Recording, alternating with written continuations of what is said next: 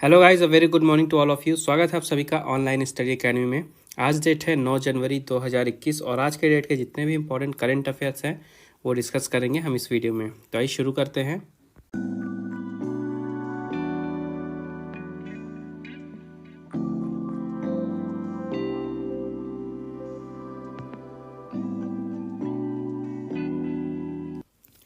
तो आज का पहला अपडेट है, prime minister Narendra Modi flagged of the India's first double stack long haul container train. प्रधानमंत्री नरेंद्र मोदी जी ने भारत की पहली double stack long haul container train को हरी झंडी दिखाई है। तो इस अपडेट से आपको 2 पॉइंट याद रखने हैं इंपॉर्टेंट। एक तो ये double stack long haul container train को हरी झंडी दिखाई गई है ये। दूसरा, रिवारी मदार सेक्शन है वेस्टर्न डेडिकेटेड फ्रेट कॉरिडोर का, इसका भी इनॉग्रेशन किया गया है प्रधानमंत्री नरेंद्र मोदी जी के द्वारा। तो 2 पॉइंट आपको याद रखने हैं। तो ये जो लॉन्ग हॉल ट्रेन है तो मेनली आप देख रहे हैं कि ये जो मालगाड़ी होती है उस पर आपने देखा होगा कि सिंगल कंटेनर्स रहते हैं, ओके। लेकिन ये जो मालगाड़ी है इसमें 2 स्टैक है कंटेनर के, एक ये नीचे और एक ये ऊपर, इसलिए इसे कहा जा रहा है डबल स्टैक कंटेनर ट्रेन। और ये भारत की पहली डबल स्टैक कंटेनर ट्रेन है, ओके। इसकी लंबाई है 1.5 किलोमीटर की और इसको अभी हाल ही में हरी झंडी दिखाई गई है हरियाणा के अटेली से लेके राजस्थान के किशनगंज के लिए। उसके अलावा ये जो रिवारी मदार सेक्शन है इसका भी इनॉग्रेशन किया गया है नरेंद्र मोदी जी के द्वारा, तो कि जो कि 360 किलोमीटर है लेंथ इसकी। और ये जो कॉरिडोर है ये हरियाणा और राजस्थान के बीच में है। तो इससे होगा क्या, तो जो भी गुड्स का ट्रांसपोर्टेशन होता है इन दोनों स्टेट्स के बीच में, तो ये नया कॉरिडोर शुरू हो जाने से, ट्रेन सर्विस शुरू हो जाने से उसमें काफ़ी ज़्यादा बूस्ट मिलने वाला है। नेक्स्ट अपडेट है, the food and agriculture organization has released the food price index. खाद्य और कृषि संगठन ने खाद्य मूल्य सूचकांक जारी किया है। तो अभी हाल ही में FAO यानी कि फूड एंड एग्रीकल्चर ऑर्गेनाइजेशन, खाद्य और कृषि संगठन, इन्होंने जारी किया है FPI फूड प्राइस इंडेक्स। तो ये फूड प्राइस इंडेक्स कैलकुलेट कैसे किया जाता है, तो जो भी ऑयल सीड्स होते हैं, सीरियल्स हैं, मीट्स है, डेयरी प्रोडक्ट है और शुगर है, तो मंथली इनके प्राइसेस में कितना चेंज आता है उसके बेसिस पे ये FPI निकाला जाता है। तो अभी इसी को जारी किया अभी हाल ही में फूड एंड एग्रीकल्चर ऑर्गेनाइजेशन ने। तो जो दिसंबर का FPI आया है ये है 107.5 पॉइंट। जो नवंबर का FPI था ये था 105.2 पॉइंट। उसके अलावा पूरे 2020 की बात करें तो ओवरऑल 2020 का FPI है 97.9 पॉइंट्स और 2019 से कंपेयर करें इसे तो ये 3.1% बढ़ा है। और ऐसा हुआ क्यों है, क्योंकि पेंडेमिक के कारण हर चीज़ों के प्राइसेस बढ़े हैं।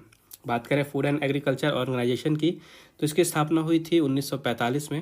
हेडक्वार्टर है इसका रोम, इटली और डायरेक्टर जनरल हैं क्यू डोंगयू। नेक्स्ट अपडेट है, India's first fire park has been inaugurated in Bhubaneswar. Bharat के प्रथम फायर पार्क का उद्घाटन भुवनेश्वर में किया गया।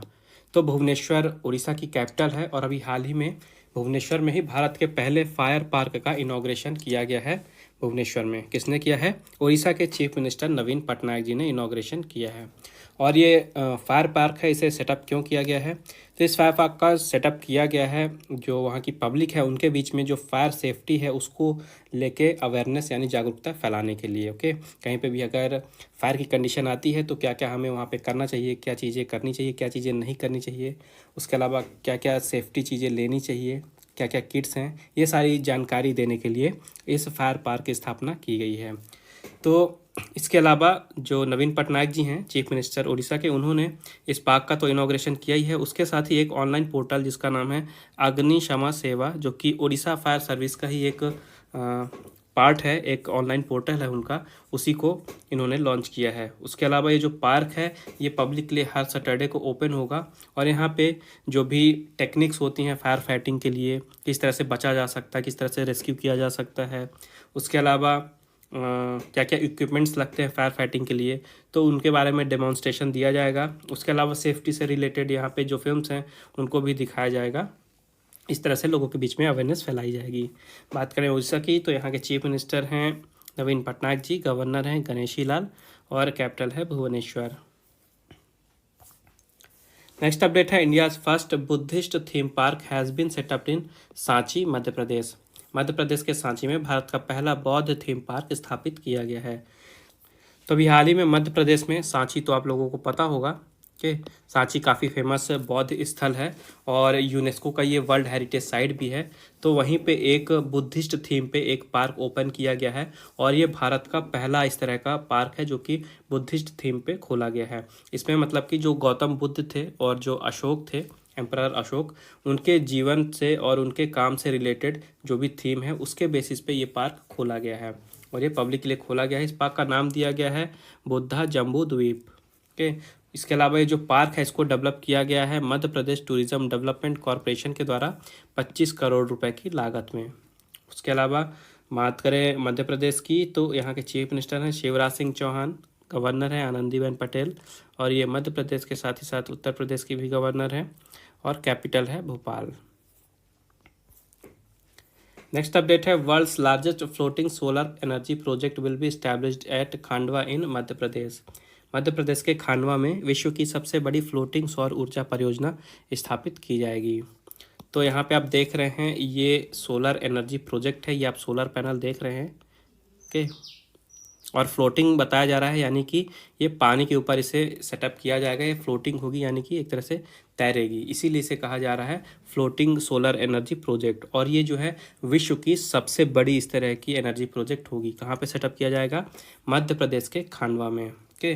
तो इसकी कैपेसिटी होगी 600 मेगावाट की और इसे कहाँ बनाया जाएगा? खांडवा में जो नर्मदा रिवर है वहाँ पे ओमकारेश्वर डैम है ओके, उसी ओमकारेश्वर डैम में इसे सेटअप किया जाएगा, इसका कंस्ट्रक्शन किया जाएगा और इसका जो पावर जनरेशन का काम है ये शुरू हो जाएगा 2022-2023 तक। इसमें इन्वेस्टमेंट की बात करें तो लगभग 3000 करोड़ रुपए की इन्वेस्टमेंट की गई है इस प्रोजेक्ट में।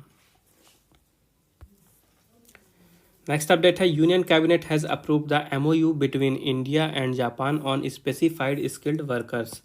केंद्रीय मंत्रिमंडल ने भारत और जापान के बीच निर्दिष्ट कुशल श्रमिक पर समझौता ज्ञापन को मंजूरी दी है। तो अभी हाल ही में यूनियन कैबिनेट जिसकी अध्यक्षता नरेंद्र मोदी जी ने की, उन्होंने अप्रूवमेंट दे दिया है एमओयू साइनिंग का भारत और जापान के बीच में। किस क्षेत्र में? स्पेसिफाइड स्किल्ड वर्कर के क्षेत्र में। तो इस एग्रीमेंट के अंडर में जो भारत है ये जापान में भारत के स्किल्ड लेबर्स भेजेगा ओके। जो भी स्किल्ड लेबर्स हैं भारत के ये जापान में जाके काम करेंगे। तो टोटल 14 सेक्टर रखे गए हैं जहाँ पे ये स्किल्ड लेबर जाके काम करेंगे। और इससे होगा क्या? इस एग्रीमेंट से एक तरह का नया फ्रेमवर्क तैयार किया जाएगा जहाँ पे भारत और जापान के बीच में कोऑपरेशन को और भी ज़्यादा बढ़ाया जा सकता है स्किल्ड वर्कर के क्षेत्र में। तो कौन कौन से 14 सेक्टर रखे गए हैं जहाँ पे ये वर्कर जाके काम करेंगे? तो ये हैं industrial machinery, building cleaning, nursing care, material processing, electric electronic, उसके अलावा industrial machinery, ship building, aviation, mobile maintenance, lodging, agriculture, fisheries, aviation, food and beverage, उसके अलावा कंस्ट्रक्शन। तो इस तरह की लगभग 14 सेक्टर रखे गए हैं और यहीं पे भारत से स्किल्ड वर्कर भेजे जाएंगे जापान में काम करने के लिए। बात करें जापान की तो यहाँ की कैपिटल है टोक्यो, प्राइम मिनिस्टर हैं योशिहिदे सुगा और करेंसी है जापानीज येन। नेक्स्ट अपडेट है Harshvardhan has inaugurated the coalition for epidemic preparedness innovations that is CEPI lab in Faridabad. Harshvardhan ji ने फरीदाबाद में सेपी लैब का उद्घाटन किया है। तो अभी हाल ही में भारत के यूनियन मिनिस्टर साइंस और टेक्नोलॉजी के, उसके अलावा हेल्थ मिनिस्टर हर्षवर्धन जी ने वर्चुअली इनॉग्रेट किया है सेपी लैब का। कहाँ पे? Translational health science and technology institute जो कि फरीदाबाद में है ओके। तो इसी THSTI में इस सेपी लैब का इनॉग्रेशन किया गया है। सेपी का फुल फॉर्म भी देख लीजिए, coalition for epidemic preparedness innovation okay. तो ये भारत की सेपी जो है तो पूरे विश्व भर में सेपी का ग्लोबल नेटवर्क है एक्चुअली में, और पूरे वर्ल्ड में टोटल 7 लैब हैं इसकी, और 7 में से एक लैब अभी भारत में ओपन की गई है, इनॉग्रेशन इसका किया गया है। तो ये जो लैब है ये सेपी फाउंडेशन के द्वारा डेवलप किया गया है और इसका काम क्या है? तो अभी पेंडेमिक के टाइम में जो भी नई नई वैक्सीन डेवलप की जा रही हैं उनकी क्वालिटी को एक्सेस करना, उसको चेक करना, उस वैक्सीन को, यही काम होगा इन लैब का। तो इसी का इनॉग्रेशन किया गया है हर्षवर्धन जी के द्वारा। और ये जो सेपी फाउंडेशन है इसे डेवोस में 2017 में शुरू किया गया था। नेक्स्ट अपडेट है G Kishan Reddy will head the committee form for preservation of Ladakh's land culture and language. G Kishan Reddy ji Ladakh की भूमि, संस्कृति और भाषा के संरक्षण के लिए बनाई गई समिति के प्रमुख होंगे। तो अभी हाल ही में सेंट्रल गवर्नमेंट ने कहा है, डिसीज़न लिया है कि जो लद्दाख की यूनियन टेरिटरी है वहाँ के लैंड, वहाँ की कल्चर और वहाँ की लैंग्वेज को बचाने के लिए, उसका प्रिजर्वेशन करने के लिए एक कमेटी बनाई जा रही है और उस कमेटी के हेड होंगे जी किशन रेड्डी जी। जी किशन रेड्डी जी गृह मंत्रालय के मिनिस्टर ऑफ स्टेट हैं। और इसके अलावा इस कमेटी में जी किशन रेड्डी जी तो हेड होंगे, इसके अलावा लद्दाख के रिप्रेजेंटेटिव्स भी होंगे के लद्दाख ऑटोनमस हिल डेवलपमेंट काउंसिल के मेंबर्स भी होंगे। उसके अलावा जो भारत की सरकार है और जो लद्दाख का एडमिनिस्ट्रेशन है वहाँ के एक्स ऑफिशियो मेंबर भी होंगे। तो इन सारे मेंबर को मिला के ये कमेटी बनाई जाएगी। और इस कमेटी का एक काम और भी होगा कि जो सिटीजन्स हैं ये इंश्योर करेंगे कि लद्दाख के डेवलपमेंट के लिए जो सिटीजन्स हैं ये भी आगे बढ़ चढ़ के पार्टनरशिप करें, योगदान करें अपना। बात करें लद्दाख की तो इसको यूनियन टेरिटरी का स्टेटस मिला था 31 नवंबर 2019 को।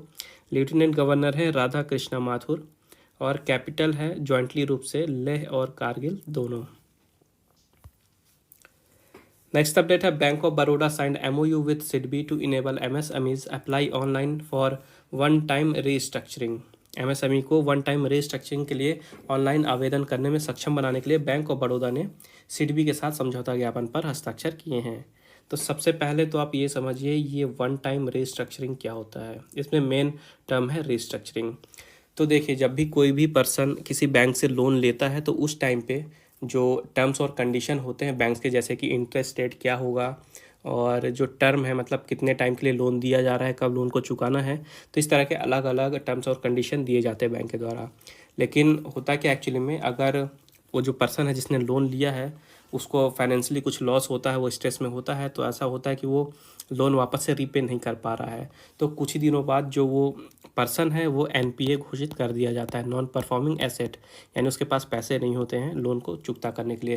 तो अभी आपको पता है पेंडेमिक हुआ था और लॉकडाउन हुआ हर जगह, बहुत से लोगों की जॉब चली गई, बिजनेस बंद पड़ गए, तो काफ़ी सारा ऐसा प्रॉब्लम आया। बहुत से लोगों ने बैंक से लोन लिया था और उन्हें प्रॉब्लम हो रही है लोन को वापस से रीपे करने में, तो RBI ने अलाउ कर दिया था रीस्ट्रक्चरिंग के लिए। तो इसके तहत होता क्या है कि जो बैंक है उन्होंने किसी पर्सन को लोन दिया और उसके बाद देख रहे हैं कि अगर जो पर्सन है उसको फाइनेंशियली उसको लॉस हुआ है, स्ट्रेस हुआ है, तो जो टर्म्स और कंडीशन होते हैं बैंक के उनको वापस से चेंज किया जा सकता है बैंक के द्वारा। इसे कहा जाता है रीस्ट्रक्चरिंग। ओके, तो जैसे टाइम पीरियड है लोन का तो वो बढ़ा दिया गया, या मॉनेटेरियम पीरियड है वो बढ़ा दिया गया, या इंटरेस्ट है उसे कम कर दिया गया। तो इस तरह से बैंक अपने टर्म्स और कंडीशन को चेंज कर सकता है ताकि जो कस्टमर हैं उनको लोन रीपे करने में आसानी हो और वो NPA घोषित ना हो। तो इसी को कहा जा रहा है रीस्ट्रक्चरिंग। और इसी रीस्ट्रक्चरिंग के ऑनलाइन एप्लीकेशन के लिए अभी हाल ही में बैंक ऑफ बड़ौदा ने सिडबी यानी कि small industries development bank of India के साथ MOU साइन किया है। तो इस MOU के तहत जो MSME है यानी कि micro small and medium enterprises, वहाँ के जितने भी कस्टमर हैं जो कि बैंक ऑफ बड़ौदा यूज़ कर रहे हैं के BOB के कस्टमर हैं, तो वो वन टाइम रीस्ट्रक्चरिंग यानी OTR के लिए ऑनलाइन अप्लाई कर सकते हैं इस एग्रीमेंट के हो जाने के बाद। तो बात करें बैंक ऑफ बड़ौदा की तो इसकी स्थापना हुई थी 1908 में। इसका हेडक्वार्टर है वडोदरा गुजरात में। चेयरमैन है हसमुख अधिया और MD एंड CEO हैं संजीव चड्ढा और टैगलाइन है इंडियाज़ इंटरनेशनल बैंक। और सिडबी की बात करें तो इसका फुल फॉर्म है small industries development bank of India. इसकी स्थापना हुई थी 1990 में। हेडक्वार्टर है लखनऊ में और CMD यानी कि चेयरमैन एंड मैनेजिंग डायरेक्टर हैं देवेंद्र कुमार सिंह। नेक्स्ट अपडेट है, Reserve Bank of India has formed academic advisory council under NS Viswanathan for supervisory college. भारतीय रिजर्व बैंक ने सुपरवाइजरी कॉलेज के लिए NS विश्वनाथन की प्रमुखता में अकादमिक सलाहकार परिषद का गठन किया है। तो अभी हाल ही में रिजर्व बैंक ऑफ इंडिया ने जो वहाँ के फॉर्मर डिप्टी गवर्नर थे NS विश्वनाथन जी, उनकी प्रमुखता में एक एकेडमिक एडवाइजरी काउंसिल बनाने की डिसीज़न लिया है जो कि सुपरवाइजरी कॉलेज के ऊपर जो भी एक सेंट्रल बैंक है उसको अपनी एडवाइस देंगे। तो सबसे पहले देखते हैं सुपरवाइजरी कॉलेज क्या है। तो RBI ने सुपरवाइजरी कॉलेज को इस्टेब्लिश किया था ताकि जो भारत के बैंक हैं जिनकी ब्रांच फॉरेन में है, विदेश में है, उनको मॉनिटर करने के लिए यानी उनकी देखरेख करने के लिए। मेन ऑब्जेक्टिव ये था सुपरवाइजरी कॉलेज का कि जो रिस्क प्रोफाइल है उसको पढ़ना। ओके, उसके अलावा जितने भी बैंकिंग ग्रुप्स है जिनका फॉरेन में ब्रांच है भारत के बैंक, तो उनके बीच में इंफॉर्मेशन को आसानी से एक्सचेंज करवाना और आसानी से उनके बीच में जो अंडरस्टैंडिंग है उसको इम्प्रूव करना। तो इस कारण से सुपरवाइजरी कॉलेज को इस्टेब्लिश किया गया था। और ये जो सुपरवाइजरी कॉलेज है ये शुरू किया गया था SBI, ICICI, bank of Baroda, axis bank, bank of India और पीएनबी बैंक के लिए। तो इन 6 बैंकों के लिए इस्टेब्लिश किया गया था। और ये जो काउंसिल है जिसको अभी बनाया गया है, गठन किया जा रहा है आरबीआई के द्वारा, इसको बनाया जा रहा है जो सुपरवाइजरी कॉलेज है उसको, उसकी देखरेख करने के लिए, मतलब देखने के लिए कि कहाँ पे उसमें इम्प्रूवमेंट करने की ज़रूरत है, कहाँ पे जो उसका स्टैंडर्ड है और भी ज़्यादा और भी अच्छे तरीके से ऊपर उठाया जा सकता है, ये सारी चीज़ें चेक करने के लिए। तो ये जो काउंसिल है ये अलग अलग तरह के प्रोग्राम बनाएगा ताकि ये जो सुपरवाइजरी कॉलेज है इनका जो स्टैंडर्ड है और बेंचमार्क है इसको इंटरनेशनल लेवल पे और भी ऊपर उठाया जा सके। बात करें भारतीय रिजर्व बैंक की तो इसकी स्थापना हुई थी 1 अप्रैल 1935। गवर्नर है शक्तिकांत दास और हेडक्वार्टर है मुंबई, महाराष्ट्र में। नेक्स्ट अपडेट है Karan Bajwa will head Google Cloud in Asia Pacific. Karan Bajwa Asia Pacific में गूगल क्लाउड का नेतृत्व करेंगे। तो गूगल क्लाउड ने अभी हाल ही में अनाउंस किया है कि जो करण बाजवा हैं ये एक्चुअली में पहले ये गूगल में इंडिया में गूगल इंडिया को लीड करते थे, सिर्फ इंडिया में, लेकिन अभी इनको हाल ही में इनका प्रमोशन कर दिया गया, इनको एलिवेशन मिला है और अब ये पूरे एशिया पैसिफिक क्षेत्र में गूगल क्लाउड को लीड करेंगे और ये रिप्लेस करेंगे रिक हार्शमैन को।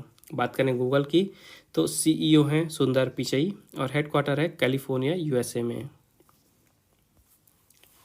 नेक्स्ट अपडेट है Khelo India ice hockey tournament begins at Chiktan in Kargil. Khelo India ice hockey tournament Kargil के चिटकन में शुरू हुआ है। तो ये जो टूर्नामेंट है इसे ऑर्गेनाइज कराया गया है चिटकन, जो कि कारगिल में है यानी लद्दाख में है, और ये पहली बार हो रहा है जबकि चिटकन की कोई वुमेन्स की टीम भी पार्टिसिपेट कर रही है खेलो इंडिया गेम्स में। ओके, और आइस हॉकी तो आपको पता ही होगा, आइस का पूरा नीचे प्लेटफॉर्म होता है जिसके ऊपर हॉकी खेली जाती है। ओके, तो इसी टूर्नामेंट को ऑर्गेनाइज कराया जा रहा है खेलो इंडिया द्वारा, कहाँ पे, कारगिल में। तो यहाँ पे टोटल 13 टीम्स हैं जो कि अलग अलग गांव से हैं, वो पार्टिसिपेट करेंगे इस टूर्नामेंट में, और 13 में से 11 मेंस की टीम है और 2 वुमेन्स की टीम है। और बात करें भारत के यूनियन मिनिस्टर की जो कि यूथ अफेयर और स्पोर्ट्स के लिए हैं, ये हैं किरेन रिजिजू जी। नेक्स्ट अपडेट है Claire Polosak becomes first female match official in men's test cricket match. Claire Polosak पुरुष टेस्ट क्रिकेट मैच में पहली महिला मैच अधिकारी बनी हैं। तो ये हैं क्लेयर पोलोसैक, ये हैं ऑस्ट्रेलिया से, और अभी हाल ही में भारत और ऑस्ट्रेलिया के बीच में तीसरा टेस्ट मैच शुरू हुआ है और ये इस टेस्ट मैच में 4th अंपायर के रोल में इन्होंने काम किया है और ये बन गई हैं पहली फीमेल मैच ऑफिसर जिन्होंने मेंस के टेस्ट मैच में काम किया है, इसलिए इनका नाम इम्पॉर्टेंट है। नेक्स्ट अपडेट है AK Goswami sworn in as chief justice of Andhra Pradesh high court. AK Goswami ji ने आंध्र प्रदेश के उच्च न्यायालय के न्यायाधीश के रूप में शपथ ली है। तो AK गोस्वामी यानी कि अरूप कुमार गोस्वामी जी अभी हाल ही में सिक्किम हाई कोर्ट से इन्हें ट्रांसफ़र किया गया था कुछ दिनों पहले और ये बन गए हैं आंध्र प्रदेश हाई कोर्ट के नए चीफ जस्टिस। ओके, इन्होंने रिप्लेस किया है JK महेश्वरी को, और जो JK महेश्वरी जी हैं ये अब बन गए हैं सिक्किम हाई कोर्ट के नए चीफ जस्टिस। तो आपको याद रखना है, मतलब प्लेसेस जो हैं एक्सचेंज हुए हैं। ओके, ये पहले सिक्किम हाई कोर्ट के चीफ जस्टिस थे अरूप कुमार गोस्वामी, तो ये आ गए हैं आंध्र प्रदेश हाई कोर्ट में, और जो आंध्र प्रदेश हाई कोर्ट के चीफ जस्टिस थे JK महेश्वरी, ये चले गए हैं वापस से सिक्किम हाई कोर्ट के चीफ जस्टिस के रूप में। ओके, बात करें आंध्र प्रदेश की तो कैपिटल है अमरावती, चीफ मिनिस्टर हैं YS जगनमोहन रेड्डी और गवर्नर हैं विश्वभूषण हरिचंदन। नेक्स्ट अपडेट है R Kaushik author the book India 71 year test the journey of triumph in Australia. R Kaushik ji ने India 71 year test the journey to triumph in Australia नामक पुस्तक लिखी है। तो ये है ये पुस्तक India 71 year test the journey to triumph in Australia, और इसे लिखा है R कौशिक जी ने। और इस बुक को अभी हाल ही में भारत और ऑस्ट्रेलिया के बीच में तीसरा टेस्ट मैच जो हो रहा है वहाँ पे अनवील किया गया है भारत के कोच रवि शास्त्री जी के द्वारा। ओके, तो इस बुक में दिखाया क्या गया है, तो 1947-48 के टाइम पे जब ऑस्ट्रेलिया के कैप्टन थे Don Bradman. Okay, Don Bradman जब कैप्टन थे, काफ़ी मजबूत टीम मानी जाती थी ऑस्ट्रेलिया, तो उस टाइम पे जो भारत के पहले 12 टूर थे ऑस्ट्रेलिया के लिए, उस जर्नी के बारे में इस बुक में लिखा गया है। तो ये थे आज के important current affairs. I hope आपको यूजफुल लगे होंगे। वीडियो पसंद आई है तो वीडियो को लाइक करें, ओके, शेयर करें ज़्यादा से ज़्यादा दोस्तों के साथ। उसके अलावा चैनल को सब्सक्राइब ज़रूर करें और नोटिफिकेशन आपको मिलती रहे, इसलिए मेक श्योर बेल आइकन ज़रूर दबाइएगा। और रिवीजन के लिए अगर आपको PDF फाइल या MP3 फाइल चाहिए तो उसके भी लिंक मैंने नीचे डिस्क्रिप्शन में दे दी है, आप वहाँ पे विज़िट करके फ़ाइल डाउनलोड कर सकते हैं।